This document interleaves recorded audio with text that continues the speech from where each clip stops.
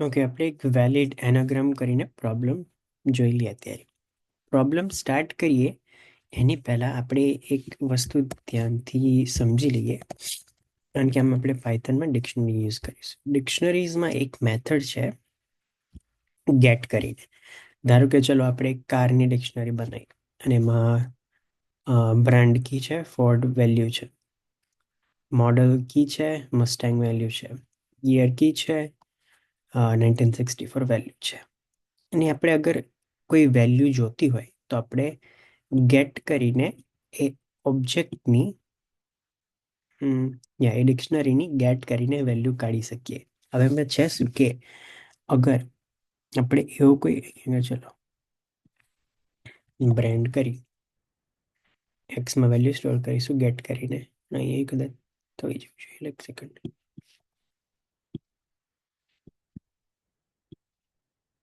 તમને ખબર પડે એટલે ઓકે. ગેટ કરીને કારની ડિક્શનરીમાંથી કી યુઝ કરીને વેલ્યુ કાઢે. પણ અગર આપણી જોડે એ કી અને વેલ્યુ પેર હોય નહીં તો એક ડિફોલ્ટ વેલ્યુ આપણે મૂકી શકાય. પ્રાઇસમાં આપણે અત્યારે ધારો કે 1500 રાખીએ અને રન કરીએ, બરાબર, તો પ્રાઇસ એમાં છે નહીં, પણ એની ડિફોલ્ટ વેલ્યુ 1500 રાખે તે 1500 આવે. તો એસેન્શિયલી આપણે કોઈ બી વેરિયેબલ એક્સને કઈ બી રીતે આ રીતે આપણે કંઈ બી કાઢતા હોઈએ તો અહીં આપણે વેલ્યુ કી રખાય, અને અગર કીની વેલ્યુ ના હોય તો એ બાય ડિફોલ્ટ જે વેલ્યુ લખી હોય ગેટ એ યુઝ કરીશું આપણે. બીજું આપણે ચલો પ્રોબ્લેમને એકવાર સમજી લઈએ કે પ્રોબ્લેમ છે શું. વેલિડ એનાગ્રામમાં થશે શું કે બે સ્ટ્રિંગ આપશે એસ અને ટી, અને બે સ્ટ્રિંગ આ રીતેની હશે. આપણે રિટર્ન ટ્રુ કે ફોલ્સ કરવાનું છે અને જોવાનું છે કે એ બે સ્ટ્રિંગ એકબીજાની એનાગ્રામ છે. એનાગ્રામ શું? એનો મતલબ એ કે અગર એક સ્ટ્રિંગ હોય જેમ કે ENAGRAM, બરાબર, અને બીજી સ્ટ્રિંગ હોય NA નગર રેમ, બરાબર, એને આપણે રીઅરેન્જ કઈ બી રીતે કરીએ તો બીજી સ્ટ્રિંગ ફોર્મ થઈ શકે. જેમ કે રેટ હોય અને કાર હોય, એ એ એ એનાગ્રામ ના કહેવાય, કારણ કે તો તમે કારને કઈ રીતે બી રીઅરેન્જ કરશો એ રેટ નહીં બની શકે, બરાબર. ઉપરથી દેખાવમાં થોડું કોમ્પ્લિકેટેડ લાગે પણ એટલું છે નહીં. હવે આની જગ્યાએ ટાર હોત તો એ બે છે ને એનાગ્રામ ગણાતા એકબીજાની. તો આપણે એ રિટર્ન કરવાનું છે કે આપણે અગર બે સ્ટ્રિંગ આલે એસ અને ટી અહીં આગળ, અને આપણે રિટર્ન કરવાનું છે કે એ સ્ટ્રિંગ એનાગ્રામ છે કે નહીં. ઓકે, તો આપણે એના માટે છે ને શું કરીશું, પહેલાં તો એ જોઈશું કે એ બે સ્ટ્રિંગની જે લેન્થ છે ને એ સેમ છે કે નહીં. ઓકે, તો અગર સ્ટ્રિંગની લેન્થ સેમ ના હોય તો એનો મતલબ એ કે તમે કઈ રીતે બી રીઅરેન્જ કરો ને, જે કરવું એ કરી લો. એ છે ને એસ અને ટીને એ એનાગ્રામ નહીં હોય, કારણ કે નાની મોટી એટલે એક પહેલું લોજિકલ આઈડિયા પતી ગયો. ના, હવે આપણે શું કરીશું, આપણે છે ને એક ફોર લૂપ રન કરીશું 0 થી 26 સુધી, કે બધા આલ્ફાબેટ જે હોય ને એમાં ફોર લૂપ રન કરીશું. અને આપણે બે છે ને હેશ ટેબલ જેવું બનાવીશું, અને આપણે કરીશું શું કે ફોર લૂપ આન પર રન કરીશું, બરાબર. અને આપણે એ લેટર એ હોય, બરાબર, એને આપણે કી બનાવી દઈશું, કે પછી એન હોય એને કી બનાવી દઈશું. અને જેટલી વાર એ આવે, બરાબર, તો એની વેલ્યુ 1 થાય. અને અગર ફરી એ આવ્યો તો એની 1 થી એની પ્લસ થઈને 2 થઈ જશે, બરાબર. હવે એકવાર આને છે ને એક્ઝામ્પલ તમે બનેલું આ રીતેનું હોય, આ રીતેનું. પણ એમાં એકચ્યુઅલી છે ને આ બધી 0 0 વાળી જે વેલ્યુ છે ને, આ બધી 0 વાળી એ નહીં રહે, કારણ કે એ રીતે કારણ કે દરેક લેટર પર નહીં જાય, એ ખાલી સ્ટ્રિંગની લેન્થ ઉપર જશે. મારા બેડ 0 થી 26 નહીં, સ્ટ્રિંગની લેન્થ ઉપર. એટલે કરશે શું કે જેમ કે રેસ કાર આપણી જોડે વર્ડ છે, રાઈટ, તો સ્ટ્રિંગની લેન્થ ઉપર ફોર લૂપ રન કરશે. હવે સ્ટ્રિંગને એક્સેસ કરશે, જેમ કે આ સ્ટ્રિંગનું નામ આપણે વેરિયેબલ એસ હોય તો એસ એટ 0 આર હોત, બરાબર. તો હવે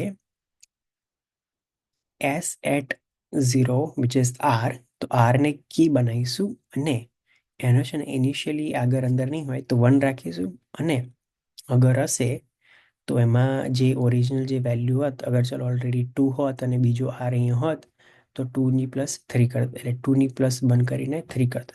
તેને આપણે એકવાર લખી લઈએ એટલે તમને ખ્યાલ આવી જાય. લખીશું હેશ પર સ્ટ્રિંગ, એક ડિક્શનરી બનાવી દીધી, અને હેશ સેકન્ડ બીજી ડિક્શનરી બનાવી દીધી. ના આપણે શું કરીશું, ફોર લૂપ રન કરીશું. ફોર એક્સ ઇન રેન્જ, કઈ રેન્જ, લેન્થ ઓફ સ્ટ્રિંગ, કઈ બી સ્ટ્રિંગ લઈ લો એસ ક્યાં, કારણ કે બેની લેન્થ સેમ છે.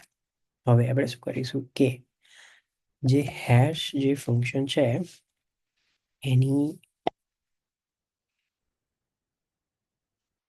કીમાં આપણે શું રાખીશું કે જે પહેલો જે લેટર હતો સ્ટ્રિંગનો, જેમ કે અહીંયા આગળ એના એક્ઝામનો એ, તો એ કઈ રીતે આવશે, એસ એટ, એસ સ્ટ્રિંગ છે એસ એટ એક્સ, એટલે 0 થઈ ગયું.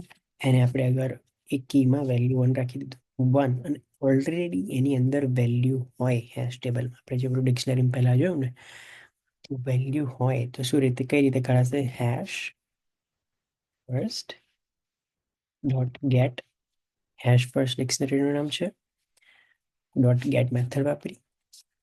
હવે એ વેરિયેબલનું નામ લખીશું, શું હતું, X at, S at X, કીનું નામ લખ્યું, એટલે હવે લેટર રહેવાનું અહીં આગળ એ.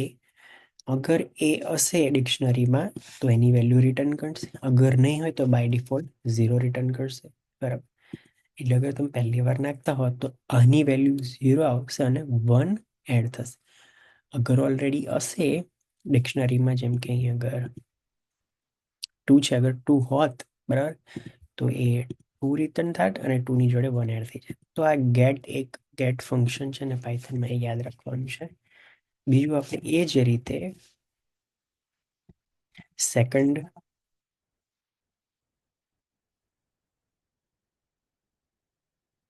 સ્ટ્રિંગને જોઈ લઈશું, એક્સ, બસ તમે છે ને એક સાથે એક લૂપ ફેરવીશું, અને એ છે ને બંને સ્ટ્રિંગ્સને અલગ અલગ રીતે ઇન્ડિવિજ્યુઅલી એ છે ને જોઈ લેશે. તો એસની જગ્યાએ અહીં આગળ ટીએક્સ રહેશે. ભાઈ આ લૂપ પતે, બરાબર, ત્યારે લૂપ જ્યારે પતશે ને ત્યારે આપણી જોડે આવી ડિક્શનરી આવશે. એક્ઝેક્ટલી આવી એકચ્યુઅલી નહીં હોય, કારણ કે આ 0th એલિમેન્ટ અગર નહીં ફાઇન્ડ થયો ને તો એને નહીં દેખાડે, ખાલી છે ને જે વેલ્યુ મળી ને એ દેખાડશે. હવે એક ડિક્શનરીનું એક સરસ એ કેવું છે કે ડિક્શનરીને છે ને એ લોકો, હવે જો આમાં છે શું કે ડિક્શનરીમાં કી વેલ્યુની પેર મૂકી દીધી, ડિક્શનરીમાં કોઈ ઓર્ડર નહીં હોતો એ રીતેનો. તો તમે છે ને એ આ હેશ જે ફર્સ્ટ છે ને એને અને આને સેકન્ડ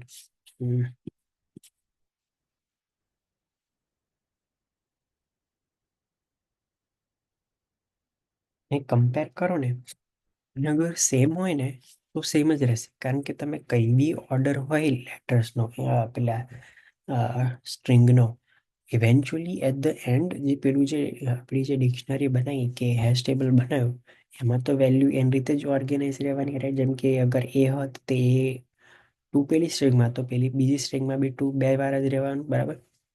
તો એક ડિક્શનરી એક ખાસિયત છે કે ડિક્શનરી બધું સેમ હોય તને ખાલી આ રીતે કમ્પેર કરી શકે. તો અગર સેમ હોય તો એનાગ્રામ થયું, એમ કે બધા, જેમ કે અહીંયા આગળ એ બે બે 3 વાર છે તો અહીંયા આગળ બી 3 વાર છે. એ રીતેનું એન કેટલી વાર છે, એક વાર છે, જી એક વાર છે. તો એ રીતે આપણે ટ્રુ મૂકી દેવાય, એલ્સ કંઈ મળે નહીં તો રિટર્ન કરી દઈશું. રન કરીને સબમિટ કરી લઈએ.